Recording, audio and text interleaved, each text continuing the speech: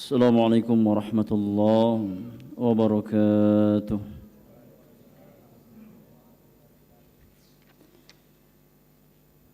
الحمد لله رب العالمين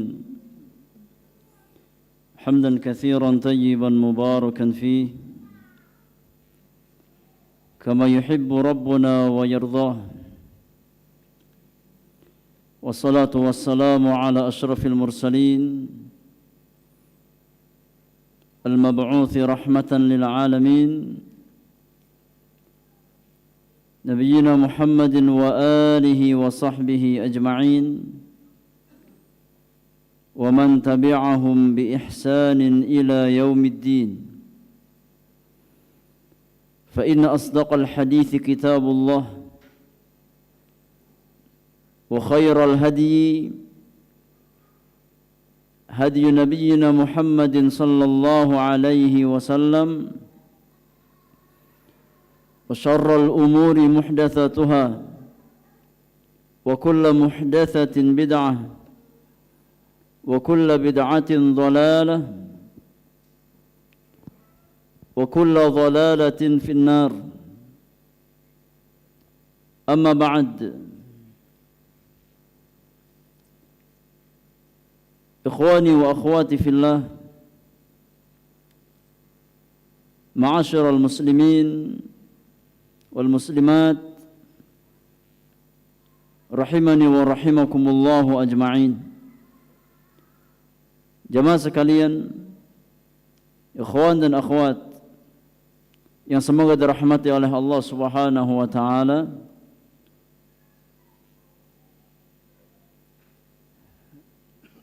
Setelah kita bersyukur kepada Allah Subhanahu wa taala atas semua karunia dan kenikmatan yang Allah berikan kepada kita semuanya, dan bersalawat kepada Rasulullah sallallahu alaihi wasallam, mari kita lanjutkan pelajaran kita di dalam mengkaji risalah Riyadhus Shalihin min kalami Sayyidil Mursalin, buah karya Al-Imam Muhyiddin Abu Zakaria Yahya bin Sharaf An-Nawawi Asy-Syafi'i Ad-Dimashqi rahmatullahi ta'ala alaih wa ala walidayhi wa masyaikhihi wal muslimina ajma'in.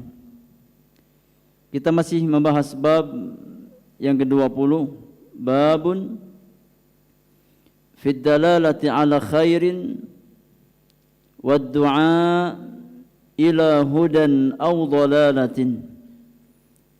Bab dalil-dalil yang menjelaskan keutamaan menunjukkan manusia kepada jalan-jalan kebaikan, menyeru kepada jalan hidayah, dan ancaman dari menyeru manusia kepada jalan-jalan kesesatan. Pada pertemuan yang lalu telah kita selesaikan ayat yang keempat yang dibawakan oleh Al-Imam rahimahullahu ta'ala di dalam bab ini. Maka di malam hari ini kita akan masuk hadis yang pertama dari bab yang ke-20 atau hadis yang ke-173 secara umum di dalam kitab Riyadhus Shalihin. Tafadhal iqra al-hadis al-awwal.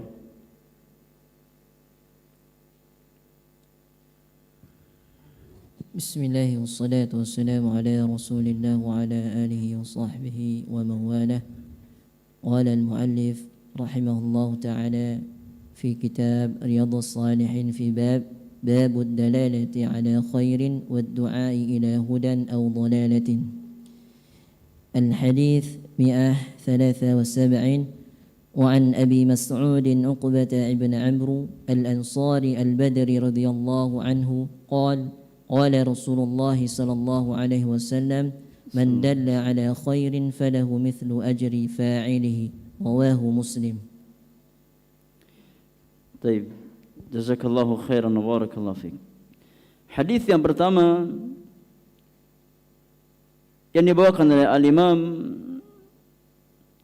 rahimahullahu taala adalah hadis yang dikeluarkan oleh Imam Muslim di dalam sahihnya di dalam Kitabul Imarah, babu fadli i'anatil ghazi fi sabilillah, bab keutamaan menolong orang yang hendak berperang atau berjihad di jalan Allah Subhanahu wa taala. Hadis nomor 1893 di dalam kitab Sahih Muslim. Kata penulis, wa an Abi Mas'udin Uqbah ibni Amr al-Ansari al-Badri radhiyallahu anhu qala, dari Abu Mas'ud Uqbah bin Amr al-Ansari al-Badri, beliau berkata, qala Rasulullah sallallahu alaihi wasallam, Nabi yang mulia alaihi salatu wasallam bersabda, man dalla ala khairin falahu mithlu ajri fa'ilihi. Kata Nabi yang mulia, barang siapa yang menunjukkan orang lain kepada jalan kebaikan, maka dia mendapatkan pahala sebagaimana pahala orang yang mengerjakan kebaikan tersebut. Di sini al-Imam hanya membawakan sebagian atau potongan hadis, ya, dari hadis yang dibawakan oleh Imam Muslim dalam sahihnya. Kalau kita merujuk kepada kitab Sahih Muslim di hadis nomor 1893, maka Imam Muslim membawakan riwayat yang lengkap karena hadis ini punya sababul wurud. Hadis ini ada sabab wurudnya dan dibawakan oleh Imam Muslim dalam sahihnya. Maka nas hadis yang lengkap yang dibawakan oleh Imam Muslim dari Abi Mas'ud al-Ansari, beliau berkata, Ja'a rajulun ila Nabi sallallahu alaihi wasallam. Suatu ketika datang seorang laki-laki menemui Nabi sallallahu alaihi wasallam. Faqala, kemudian sang laki-laki itu berkata kepada Nabi, inni ubdi'u bi fahmilni. Ya Rasulullah, aku enggak punya kendaraan, tapi aku ingin berangkat ke medan jihad fi sabilillah. Tolong bawa saya, ya, masuk ke dalam rombongan kaum muslimin mujahidina fi sabilillah. Namun Nabi sallallahu alaihi wasallam berkata kepada laki-laki tersebut, ma indi, wahai fulan, aku enggak punya kendaraan, aku enggak punya hewan tunggangan yang bisa aku berikan kepada engkau. Ya. Maka ada seorang laki-laki yang datang kepada Nabi ingin turut serta dalam jihad fi sabilillah bersama Rasulullah sallallahu alaihi wasallam, namun dia punya uzur, enggak punya tunggangan, enggak punya kendaraan, tapi dia punya semangat untuk berangkat ke medan jihad fi sabilillah. Lihat bagaimana semangat para sahabat Rasulullah sallallahu alaihi wasallam, ya. Meskipun kalau seandainya dia enggak berangkat, dia ada uzur karena enggak punya kendaraan, namun dia tetap minta kepada Nabi sallallahu alaihi wasallam untuk diikut sertakan ke medan jihad fi sabilillah. Lihat jamaah, bagaimana semangatnya apa? Para sahabat dalam beramal saleh, dalam mengejar ridha Allah Subhanahu wa taala. Sebagian kita, ya, tatkala ada rencana datang ke majelis ilmu, ya, kemudian kendaraannya ada muskilah, ima banyak kempes, ima motornya ngadat ataupun yang lain, alhamdulillah malah senang, iya, enggak jadi apa? Enggak jadi taklim, ya. Bisa yakni santai di rumah. Tapi sahabat Rasulullah tidak. Mereka berusaha untuk tetap mencari jalan bagaimana bisa keluar bersama Rasulullah sallallahu alaihi wasallam. Maka dia tidak kepada Nabi, ya Rasulullah, bawa saya, ikut sertakan saya bersama engkau berangkat ke medan jihad fi sabilillah. Namun Nabi mengatakan, saya enggak punya tunggangan wahai fulan. Saya enggak punya tunggangan. Maka di saat itu, tatkala terjadi pembicaraan antara seorang sahabat dengan Rasulullah sallallahu alaihi wasallam, maka datang pihak ketiga. Faqala rajulun, ya Rasulullah, ana adulluhu ala man yahmiluh. Ya Rasulullah, biar saya tunjukkan laki-laki tersebut kepada pihak yang bisa membawa dia berangkat jihad fi sabilillah. Ya, aku akan tunjukkan orang yang punya kendaraan yang bisa bawa dia untuk ikut berangkat ke medan jihad fi sabilillah. Akhirnya diantarkan kepada laki-laki dan dia berangkat ke medan jihad fi sabilillah. Ya, maka Nabi sallallahu alaihi wasallam kemudian bersabda pada saat itu, kata Nabi yang mulia, man dalla ala khairin falahu mithlu ajri fa'ilihi. Ini sabab urut hadisnya. Ya. Kata Nabi yang mulia, barang siapa yang menunjukkan seseorang kepada jalan kebaikan. Ikhwan, al-jihadu fi sabilillah, kebaikan apa bukan? Kebaikan yang sangat tinggi. Yang Nabi katakan, wa dhirwatu sanamihil jihadu fi sabilillah, bahwasanya puncak Islam adalah berjihad di jalan Allah Subhanahu wa taala. Maka pihak ketiga ini menunjukkan laki-laki tersebut kepada seseorang, ya, yang membawa dia untuk berangkat ke medan jihad fi sabilillah. Maka pihak ketiga ini dapat pahala siapa? Laki-laki yang pertama tadi, yang datang kepada Nabi sallallahu alaihi wasallam, dapat pahala jihadnya orang tersebut. Ya, padahal dia apa? Hanya menunjukkan kepada laki-laki yang bisa membawa orang tersebut. Ya, maka hadis yang mulia ini menjelaskan keutamaan, ya, ad-da'wah ila Allah azza wa jalla, atau menyeru manusia kepada jalan-jalan kebaikan. Al-Imam An-Nawawi rahimahullahu taala di dalam kitabnya Al-Minhaj Syarah Sahih Muslim bin Al-Hajjaj, beliau mensyarah hadis ini, ya, di kitab yang lain, yakni kitab Al-Minhaj Syarah Sahih Muslim Ibn Al-Hajjaj. Di antara syarah penjelasan kitab Sahih Muslim yang paling terkenal adalah kitab Al-Minhaj. Karya siapa? An-Nawawi rahimahullahu taala.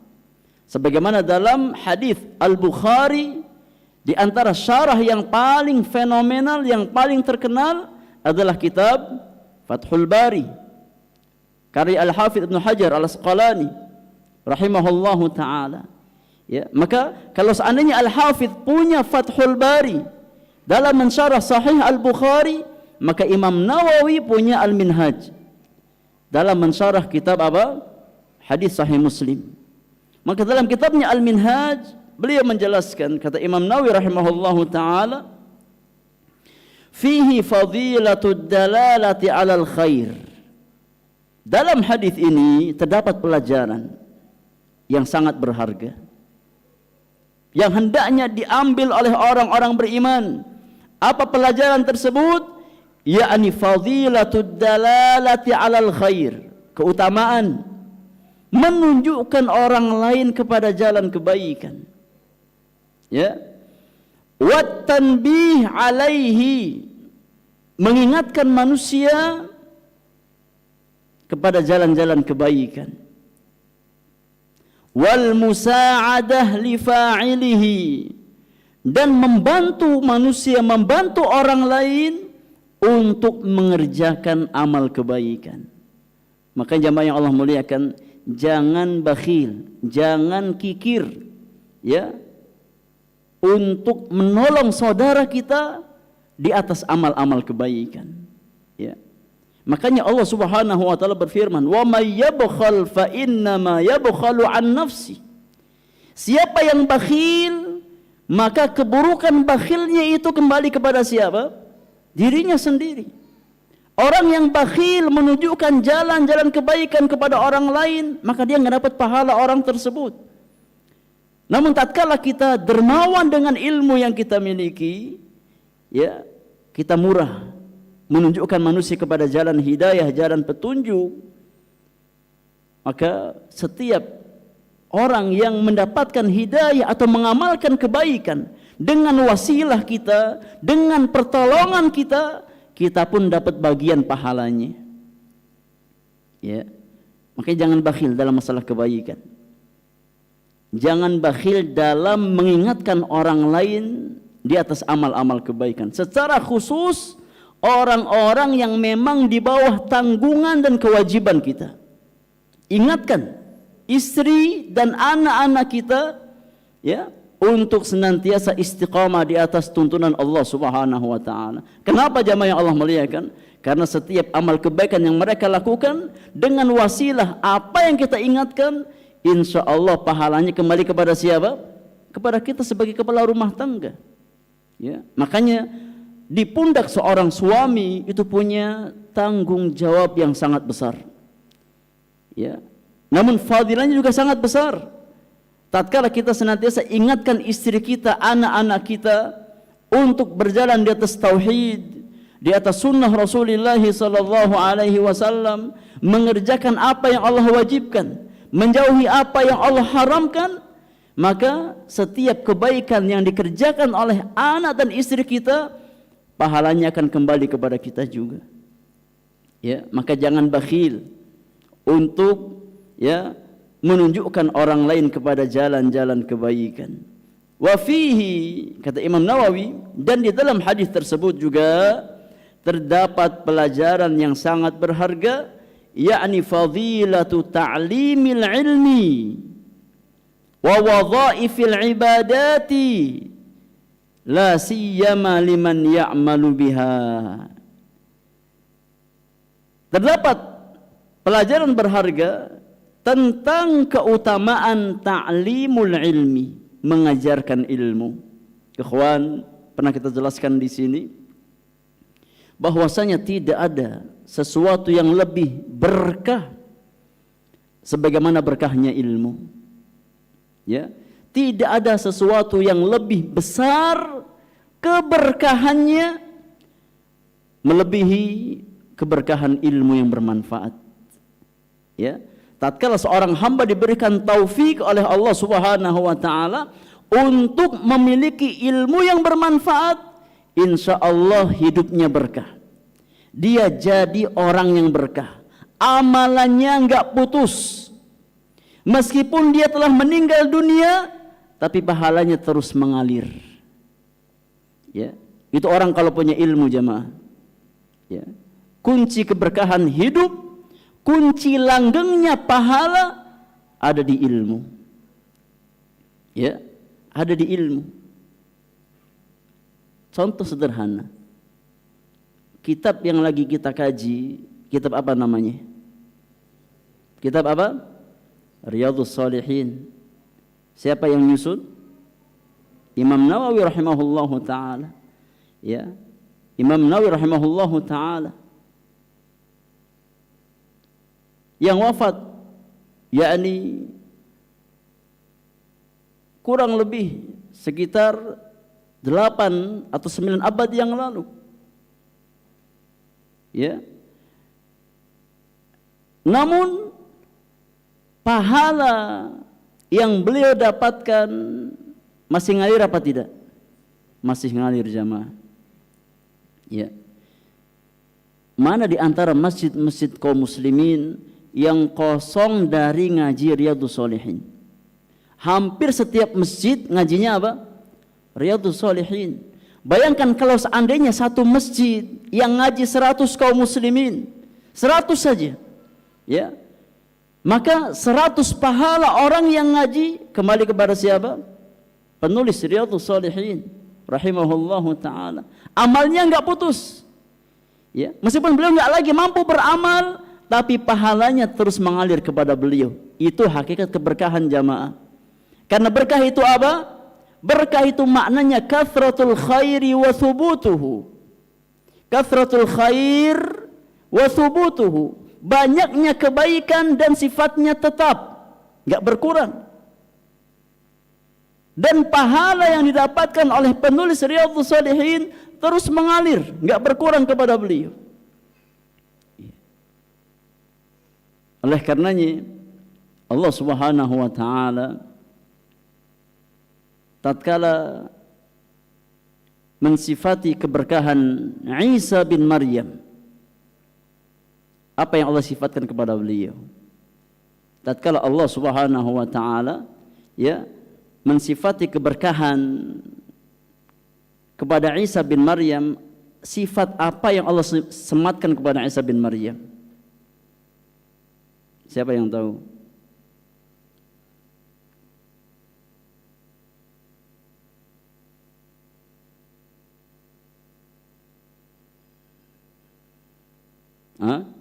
Sifat apa yang Allah berikan kepada Isa bin Maryam yang menjadikan beliau orang yang penuh dengan keberkahan? Sifat apa jemaah? Sifat ilmu. Ilmu. Antum lihat dalam surat Maryam ayat yang ke-31. Surat Maryam ayat yang ke-31. Ya. Allah Subhanahu wa taala berfirman tentang Isa bin Maryam, "Wa ja'alani mubarakan aynama kuntu." Wa ja'alani mubarakan aynama kuntu. Dialah Allah yang menjadikan aku sebagai sosok yang penuh dengan keberkahan. Mubarak, yang penuh dengan keberkahan. Apa makna mubarak? Makna mubarak kata para ulama di ayat tersebut, ay mualliman lil khair. Mualliman lil khair. Maknanya bahwasanya Allah Subhanahu wa taala menjadikan Isa bin Maryam sebagai orang yang senantiasa mengajarkan kebaikan kepada umat manusia. Makanya sifatnya apa? Berkah. Maka keberkahan seorang hamba itu ada bersama ilmu. Karena ilmulah yang menjadi petunjuk jalan kebaikan bagi seorang anak manusia. Enggak mungkin kita tahu jalan-jalan kebaikan melainkan dengan ilmu. Oleh karena jamaah yang Allah muliakan, Rasulullah sallallahu alaihi wasallam tatkala berbicara tentang amalan-amalan yang senantiasa mengalir enggak putus bagi pemiliknya, Nabi SAW sebutkan ada 3. Ya. Nabi sebutkan ada 3 amalan yang tidak terputus meskipun seorang anak Adam meninggal dunia. Yang pertama apa? Shadaqatun jariyatun. Enggak putus amal pahalanya. Yang kedua apa? Ilmu yang bermanfaat. Yang ketiga apa? Anak saleh yang mendoakan kebaikan bagi orang tuanya. Kata Nabi sallallahu alaihi wasallam, "Idza matal insan inqata'a amaluhu illa min 3." Tatkala seorang anak manusia meninggal dunia, selesai dia beramal. Terputus amalannya, enggak lagi bisa salat, enggak lagi bisa puasa, enggak lagi bisa sedekah, enggak lagi bisa thalabul ilmi, selesai dia beramal. Namun kata Nabi SAW ada 3 jalan yang mana tatkala jalan tersebut dimiliki seorang hamba, maka insya Allah pahalanya terus mengalir. Yang pertama kata Nabi sedekah jariyah, bangun masjid, ya, bangun pondok pesantren, wakaf Al-Quran bagi penghafal Al-Quran, ya, dan perkara-perkara yang lain yang bermanfaat bagi kaum muslimin. Yang kedua apa? Ilmu yang bermanfaat yang dia amalkan dan dia ajarkan kepada orang lain. Yang ketiga, anak saleh yang mendoakan kebaikan untuk orang tuanya. Jamaah yang Allah muliakan, kalau kita mengambil garis kesimpulan bahwasannya dari 3 amalan ini, maka intinya ada di nomor yang kedua, yakni ilmu yang bermanfaat.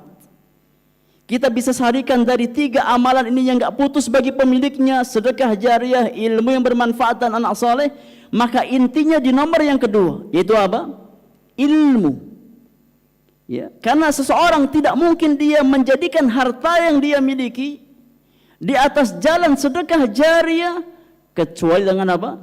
Dengan ilmu. Kalau dia nggak punya ilmunya, nggak mungkin dia semangat untuk bersedekah jariah. Kenapa dia semangat sedekah jariah? Karena dia punya ilmu. Demikian pula dengan yang ketiga, anak saleh. Seorang anak tidak mungkin jadi anak yang saleh kecuali dengan ilmu. Oleh karenanya kunci keberkahan kita ada bersama ilmu. Makanya kata para ulama, tatkala kita ingin tahu sejauh mana keberkahan hidup kita, lihat sejauh mana ilmu yang kita miliki. Ya, semakin seorang anak Adam bersemangat dalam menuntut ilmu, mempelajari ilmu, mengkaji ilmu, mengamalkan ilmu, mendakwahkan ilmu, maka insya Allah semakin berkah hidupnya. Namun semakin kita jauh dari majelis-majelis ilmu, semakin kita jauh dari mengamalkan ilmu, semakin jauh kita dari mengajak manusia kepada jalan ilmu, maka semakin berantakan hidup kita, semakin sempit hidup kita, dan semakin sengsara kehidupan kita. Allah Subhanahu wa ta'ala yang menjamin. Ya. Allah Subhanahu wa ta'ala berfirman, "Wa man a'rada 'an dzikri fa inna lahu ma'isyatan dhanka." Surah Thaha ayat yang ke-124. "Wa man a'rada 'an dzikri fa inna lahu ma'isyatan dhanka." Barang siapa yang berpaling dari peringatanku. Ilmu apa bukan? Ilmu Al-Quranul Karim dan sunnah Rasulullah sallallahu alaihi wasallam. Itulah ilmu yang hakiki. Kata Allah, barang siapa yang berpaling dari peringatanku, maka baginya kehidupan yang sempit. Jamaah yang Allah muliakan, kalau seandainya Allah Subhanahu wa taala berfirman, menegaskan bahwasanya orang yang berpaling dari hidayah Allah hidupnya sempit, kira-kira bisa lapang apa tidak? Bisa lapang apa tidak? Wallahi enggak mungkin bisa lapang. Tidak mungkin bisa lapang. Orang yang Allah katakan sempit hidupnya, maka tidak mungkin mendapatkan kelapangan. Ya.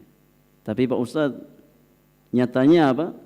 Nyatanya banyak orang yang yang enggak ngaji, yang enggak pernah hadir ke majelis ilmu, tapi hidupnya lapang. Dia punya rumah yang besar, kendaraan yang mewah, bisnis yang besar. Subhanallah. Itu rata-rata mindset manusia seperti itu.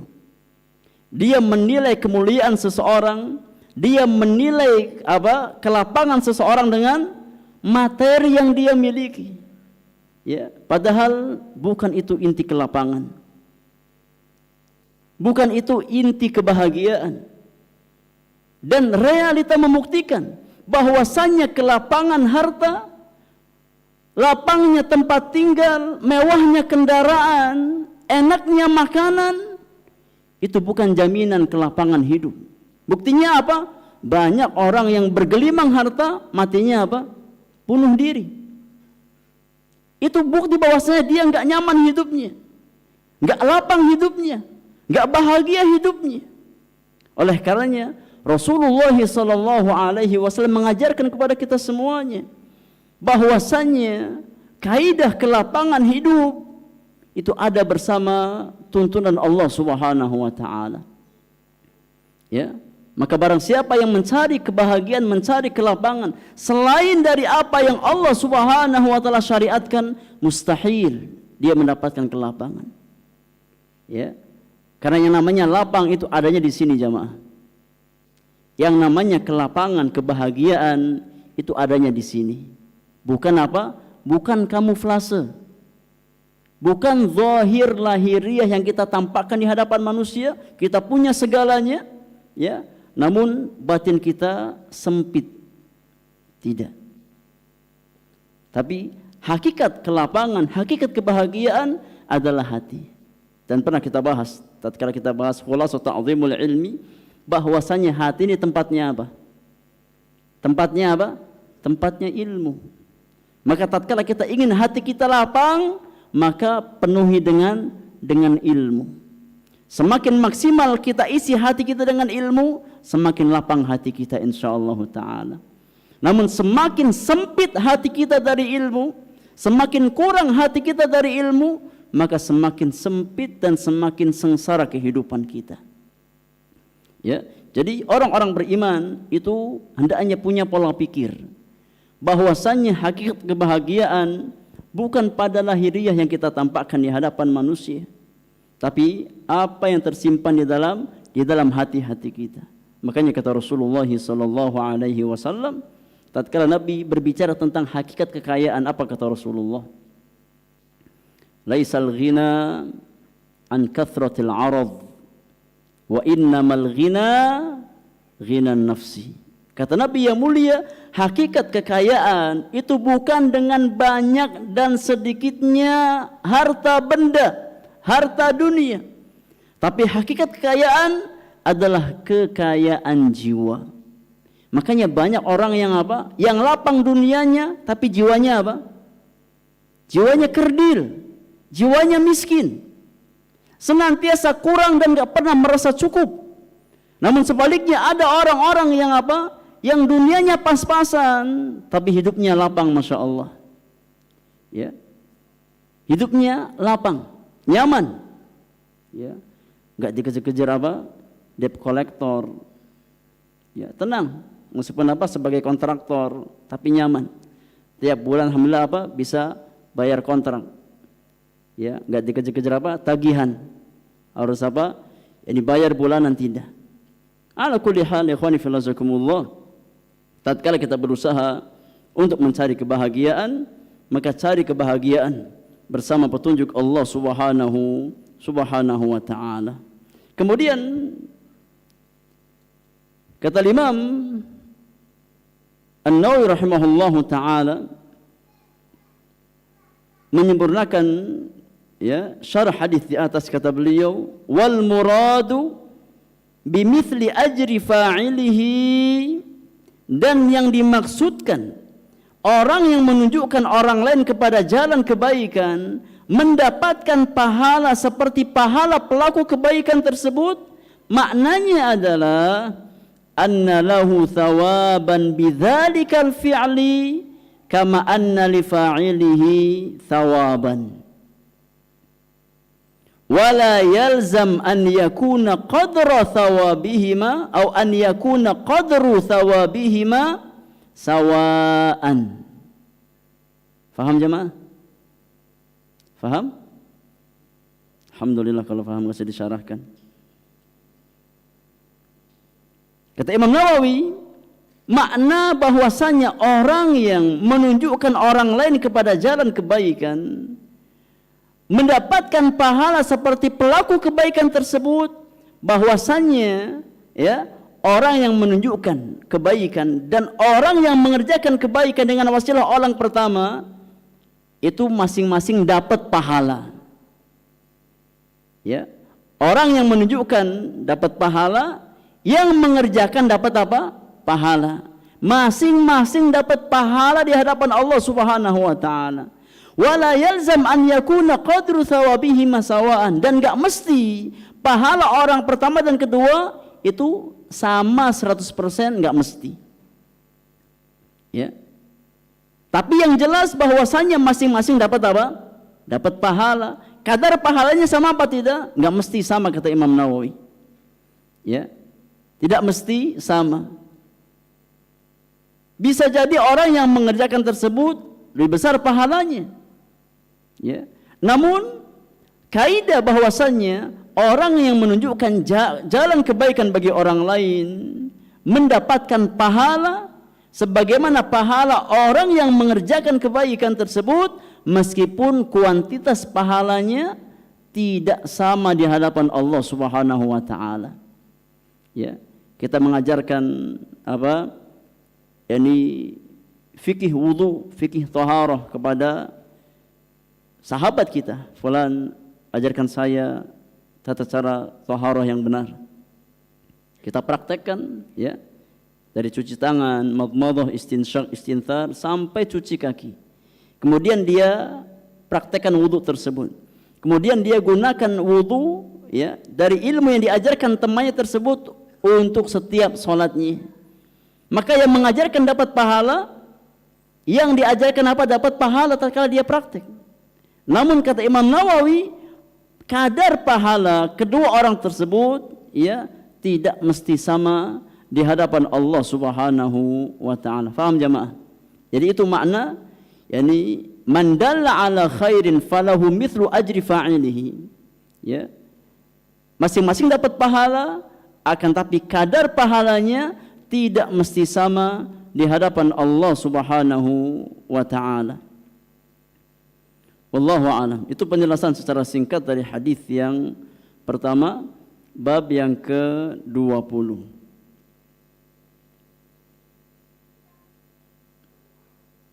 Sudah masuk Isya? Berapa? 1 menit lagi. Tapi ada pertanyaan jemaah sebelum kita adzan untuk salat Isya?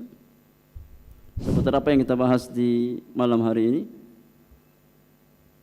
Usahakan tidak keluar tema, sesuai dengan apa yang kita bahas di malam hari ini. Tafadhal, ada pertanyaan, kita beri kesempatan.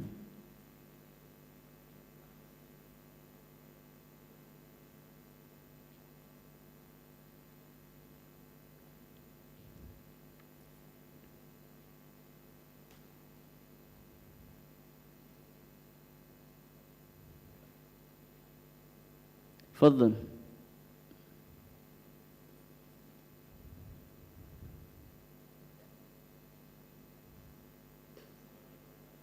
Waalaikumsalam warahmatullahi wabarakatuh.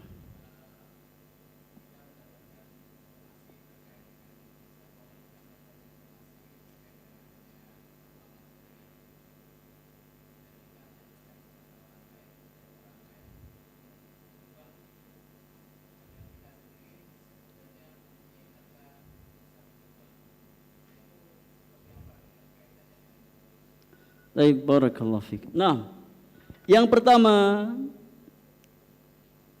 dari sisi pahala insya Allah dapat, ya, karena dia menjadi wasilah kebaikan bagi saudaranya, ya. Dari sisi pahala maka dia dapat masuk dalam makna hadis, man dalla ala khairin falahu mithlu ajri fa'ilihi. Ya, meskipun pahala dia dengan pahala orang yang langsung beramal nggak mesti sama pahalanya. Tapi secara apa? Secara kaidah dia dapat pahala. Namun di sini ada satu hal, ya, yang ingin kita tekankan tentang masalah adab-adab ilmu. Yang dibahas oleh para ulama. Dibahas oleh para ulama. Bahwasannya di antara adab-adab ilmu yang lazim dimiliki oleh seorang talibul ilmi adalah al-amalu bil ilmi. Al-amal bil ilmi, yakni seorang talibul ilmi setelah dia berilmu, setelah dia tahu tentang perkara ilmu, maka hendaknya dia berusaha untuk mengaplikasikan ilmu yang dia miliki. Ya. Jadi dalam kasus yang ditanyakan, maka akan lebih maksimal kebaikan yang didapatkan oleh orang tersebut, ya. Tatkala memang dia punya kemampuan, dia punya keluangan harta, ya, maka dia contohkan untuk beramal kebaikan, ya. Kemudian apa, dia dakwahkan kepada orang lain, dia ajak orang lain untuk beramal kebaikan tersebut. Ya, tapi kalaupun tidak maka dia dapat pahala karena dia wasilah kebaikan bagi saudaranya. Ya, namun tatkala kita bicara tentang adab-adab ilmu, maka di antara adab-adab ilmu yang hendaknya dimiliki oleh seorang penuntut ilmu adalah al-amalu bil ilmi. Ya, karena mengamalkan ilmu Itu di antara parameter manfaat dan tidak manfaat ilmu yang kita miliki. Ya, di antara parameter ilmu yang bermanfaat. Maka tatkala seseorang dia mampu untuk mengamalkan ilmu yang dia miliki dan dia punya kemampuan, dia punya kesanggupan. Beda kalau dia nggak punya kemampuan, ya, maka hukumnya berbeda. Tapi kalau dia punya kemampuan, maka hendaknya dia berusaha mengamalkan ilmu yang dia miliki tersebut terlebih dahulu, kemudian berusaha mengajak orang lain kepada jalan-jalan ilmu tersebut. Ya, karena amal itu datang setelah apa? Setelah ilmu. Ya, adapun ad-da'wah, mengajak orang lain kepada jalan kebaikan, maka datang setelah amal. Jadi ini tingkatan apa? Tingkatan yakni seseorang mengamalkan ilmu. Ilmu dulu, kemudian amal, kemudian dakwah, kemudian sabar. Ya, di atas tiga perkara tersebut. Wallahu ta'ala a'lam bis-shawab.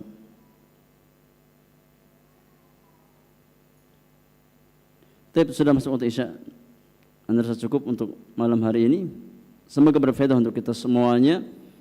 Apa-apa yang hak semata-mata taufik dan pertolongan Allah Subhanahu wa taala, yang salah dan kurang karena kesalahan dan kekurangan ilmu yang saya miliki. Wa sallallahu ala nabiyyina Muhammadin wa alihi wa sahbihi ajma'in. Wa akhiru da'wana anil hamdulillahi rabbil alamin. Subhanakallahumma wa bihamdika asyhadu an la ilaha illa anta astaghfiruka wa atubu ilaik. Assalamualaikum warahmatullahi wabarakatuh.